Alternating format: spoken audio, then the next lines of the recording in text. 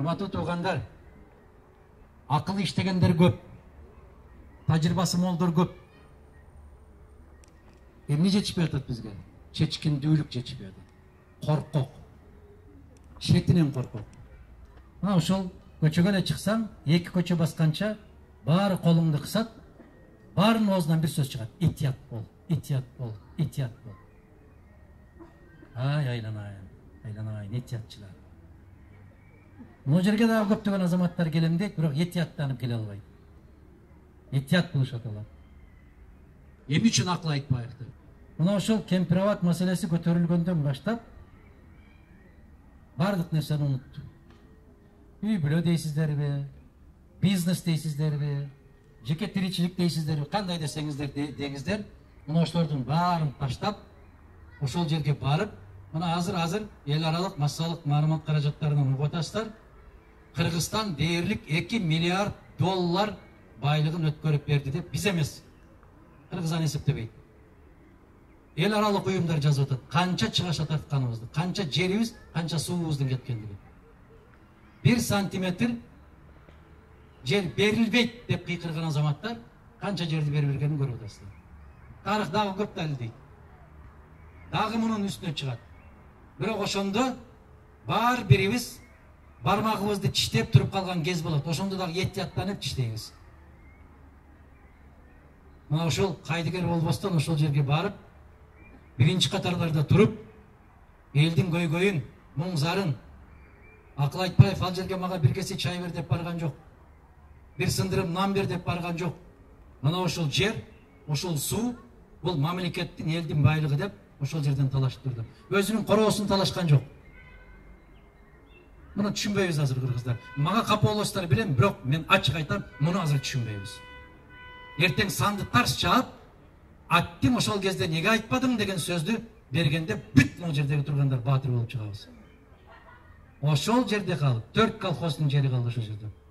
Булганин колхозу, Сталин колхозу, Жданов колхозу, кем да Будённый колхозу бар, аксакалдар болсо билет. Мына ошол 6000 гектардан ашыгыраак жер, мына өзгөн эмес, дүйнөгө дүңгүрөп кеткен, өзгөн күрүчү деген жердин ошол гана жерде өсүчүлө илгери. Азыр ошонун баары ассаламу алейкум болду. Мен ошол жерде туруп айттым эле. Бүгүн ошол жерге кетип бартат, тепсе темир изип турган жигиттердин бирин көрбөдүм мен. 2 жумадан кийин ошол жерге улак берди.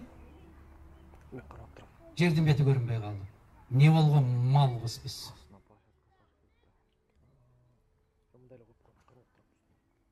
Жүрөк ушундай зыркырап, ыйлап кете берет. Разаков дагы ушундай ыйлап кете берген. Мына могу жерге чыгып алып ыйлаган. Билесиздер аксакалдар, ушул жерге барып алып, чөптөрдү жыттап алып, кучактап алып, ушул жерде ыйлаган. Түбүнө биз кыргыздар жеткенбиз. Мына ушундай учурларда дагы уун чыкпастан отуруп, мына ошону бергендердин баары барып, бир кесе чай, бир кесе шорпо берип койсо, 2 колду жайып, алаканды жайып, бата берип өткөн аксакалдар аман болсун. Бар болсун ушул аксакалдарда. Көзүм көрбөсө бир жеримди бөөрү жесин деген заман болуп калды. Бул коркунучтуу заман. Азыр мына бизде жогорку кеңеште дагы не деген мыйзамдар кабылданып атат көрүп атасыздар. Теп тынчпыз. Эч ким менен иши жок. Биз кыргыздар бактылуу болгонго тырмактын учун чалып укугубуз жок. Акыбыз жок. Ишенип койгула мага. Себеп бактыбыз үчүн күрөшпөйбүз. Бактыбыз үчүн ордумдан туруп да койбойбуз. Үн кошуп да койбойбуз. Мен бир мисал келтирем. Өткөндө мына Францияны көрүп атасыздар. Президенти Макрон жанакы пенсия жашын 2 жашка көтөрөм деди. Кабарыңыздар барбы? Эмне болду анан? Эмне болду? Эмне болду? Караңыздар. 3 миллион калк чыгып Париждин өзүндө. Ордуна коюп кой деди. Биз 2 жыл ашык жашай турган, бизде мүмкүнчүлүгүбүз жок деди. Жаштары да чыкты, башкалары да чыкты. Эл өзүнүн бактысы үчүн күрөштү. Ошол эле Францияны караңыздар. Мындан 2 жыл башта, 3 жыл башта кандайдыр бир салык киргизүү жөнүндө маселе чыкты, эл көтөрүлүп чыкты. Полиция менен ушундай тирешүү башталды. Бир жигит ушул адамдарды кармап атканда полицияларды сүрүп барып, элдердин баарын бошоттуруп койду. Ошол жалгыз бала, ошону полиция кармады. Анан канча 70.000 евро айып салды. Полицияларды уруп койдум деп. Ал бала боксер экен. Таң атканча Парижде адамдар жыйналып, ушул жигит биз үчүн кармалды, биздин укугубузду коргоп кармалды деп, таң атканча 70.000 эмес, андан бир 15 эсеге акчаны топтоп алып келип таштап коюшту. Ошол бала эртең менен туруп кайрылды. Мен ыраазымын туугандар. Жетиштүү болду, айып пулун төлөдүм мен. Ушул жетиштүү деди. Бирок баары бир ыраазычылыгын токтоткон жок. Бул эл бактылуу эл. Кыргыз Манастын урпактары. Биздин акылыбыз жетпейби ошондой? Жетпейт. Себеби бир бала эл үчүн деп мына жерден кайгырып аткан болсо, карап туруп, буга эмне жетпей атат экен деп кайга тээп өтүп кетет кыргыз. Биз ушундай кыргызбыз. Биз ушундай улутпуз. Биз көтөрө албайбыз. Биз көкөлөтө албайбыз. Ушундай бир кордукта калып калган элбиз. Экинчи мисал келтирем. Мына кече жакында Израилде сот бийлигине, мына жерде адвокаттар отурушат, белгилүү. Сот бийлигине кичине өзгөртүү киргизди. Беньямин Нетаньяху деген жакында эле шайлоодон өтүп, утуп алды, премьер-министр болду. Бир аз өзгөртүү киргизем деди. Израилдин бүтүндөй шаарлар тикесинен тик көтөрүлдү. Бизге көз карандысыз сот керек деп. Сотты ордуна коюп кой деди. 4 сааттын ичинде чыкты, кечирим сурады. Мен премьер болуп турганда буга тийбейм деп убадасын берди. Токтоду. Караңыздар. Эл бар, эл. Эл тагдырын эл өзү чечет. Бизге окшоп этияттан отура бербейт. Этият бол. Бардыгыңар айтасыңар мага, этият бол. Үчүнчү мисал. Кече жакында мына Польшаны караңыздар. Украинадан 3 миллион тонна арзан буğday киргизди. Бекер буğday. Натыйжада ошол Польшада польшалык дыйкандардын өстүргөн буğdayынын баасы түшүп кетти. Бүтүн трактор комбайндар менен чыгып Варшаваны тосуп койду. Дыйкандар көтөрүлдү. Эмне болду?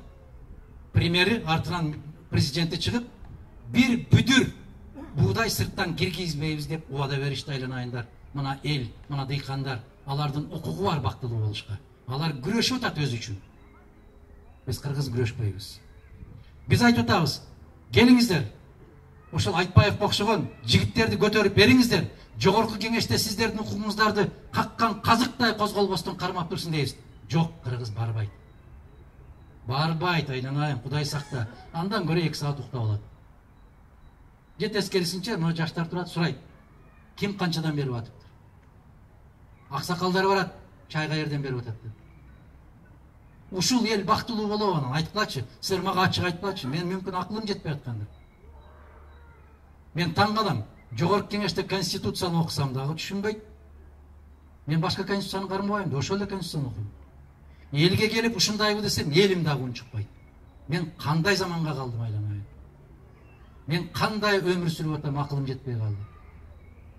Туруп койчу дейм, козголуп койчу барып эле, жөн эле барып койчу. Жок, барбайт. Сен кайдыгерсиң. Мына кече Түркияда шайлоо өттү, караңыздар. 0,5% жетпей калды, туурабы? Эми кыргыз элестетип көргүлө. Күчүндө турган президентке 0,5% жетпей калды. Бир эмес, 0,5.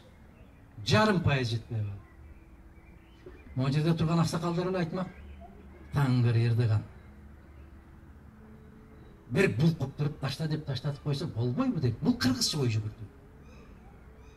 Бул кыргызча. Жарабады дейт. Караңыздар. Ушунча жыл жетекчи болуп отурган Эрдоган жарым пайыз жетпей калды. Болобу ушундай бизде элестеткилечи. Бизде 3%'lık kadr barkı menен деле заматта 70'ke çıkıp кетет. Karаңыздар. Geçeli bir kese birөө çay vermей атты эле, азыр барып миллиондорду берип атыптыр го. Мен мынаны сен барып айкөлдүк кылып жардам берип кой деп тигилерге. Geçeli парламенттен өтпөй калган партиясы зыңылдаган бойдон 60'ка чыгып кетти го. Биз эмне болгон элбиз өзү? Кандай өлкөбүз өзү биз? Кандай мамлекетпиз? Эч ким суроо бербейт, э? Ушул суроолорду берип аткан азаматка келип этият бол дейсиңер.